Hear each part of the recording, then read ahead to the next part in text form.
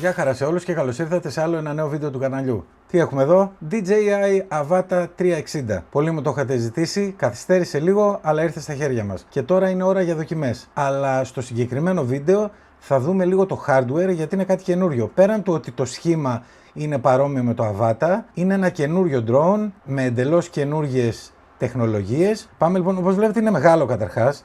Να σας φέρω και το DJI Avata για να το συγκρίνουμε. Το DJI Avata είναι αυτό εδώ. Όπως βλέπετε η διαφορά είναι αισθητή. Βλέπετε κάθεται ακριβώς από πάνω και περισσεύει κατά πολύ το 360. Να βάλω λίγο στην άκρη αυτά εδώ και πάμε να δούμε το drone αυτό καθεαυτό. Λοιπόν, όπως σας είπα είναι μεγάλο. Το άλλο που μου έκανε εντύπωση είναι ότι είναι πατημένο, παιδιά. Δηλαδή είναι πατημένο βασικά, δεν μπορώ να το πω διαφορετικά. Δεν έχει κάποιο πάχος, είναι πολύ πατημένο. C1 από κάτω, UK1. Το αντίστοιχο label για το Ηνωμένο Βασίλειο.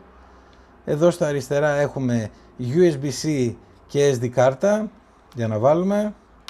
Η πορτούλα είναι του ίδιου στυλ με το Avata 2, αλλά είναι σε πιο προσβάσιμο σημείο βασικά. Μπαταρία εδώ, καλή μπαταρία ενώ μικρή μαζεμένη.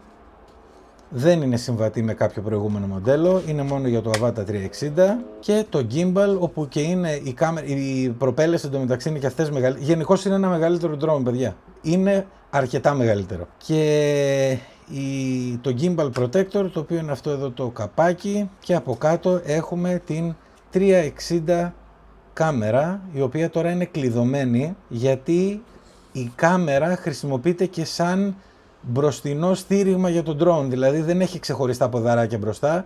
Η κάμερα είναι αυτή που έχει τα ποδαράκια για να ακουμπάει μπροστά εδώ. Εάν το ανοίξουμε, φυσικά ξεκινάει όπως και τα υπόλοιπα DJI drones.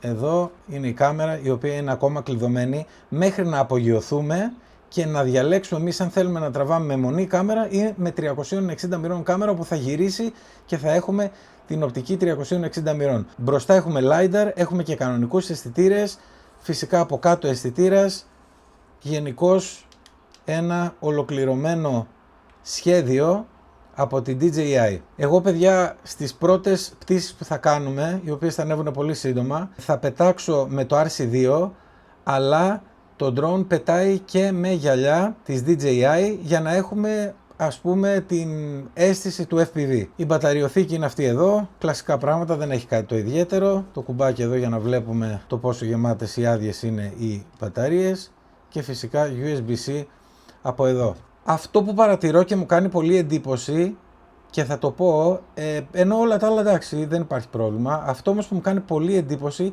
είναι, παιδιά, ότι είναι πολύ μεγάλο και ελπίζω αυτό να μην είναι μειονέκτημα για τον drone το συγκεκριμένο, γιατί γνωρίζω από το Avata 2 που έχει το ίδιο σχήμα, δηλαδή το Cinewoop σχήμα, ότι έχει λίγο πρόβλημα με τον αέρα. Άρα όσο μεγαλύτερη επιφάνεια έχουμε, τόσο πιο δυσκολεύει η κατάσταση με τον αέρα. Αλλά τέλος πάντων θα το δούμε.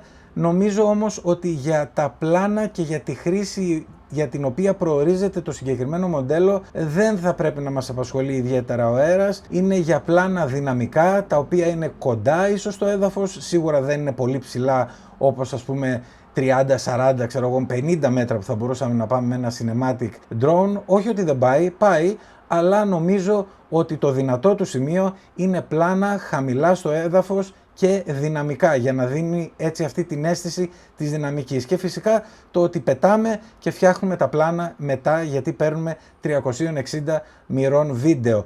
Οπότε, παιδιά, μια γρήγορη παρουσίαση του Avata 360, το hardware βασικά, και το επόμενο βίντεο θα είναι η πρώτη πτήση με το συγκεκριμένο και να σας πω και την άποψή μου βασικά για το πώς αυτό το καινούριο μοντέλο της DJI πετάει. Σας ευχαριστώ πολύ που ήσασταν για άλλο ένα βίντεο κοντά στο κανάλι. Like, subscribe, τα σχόλια σας από κάτω και τα λέμε στο επόμενο. Γεια χαρά!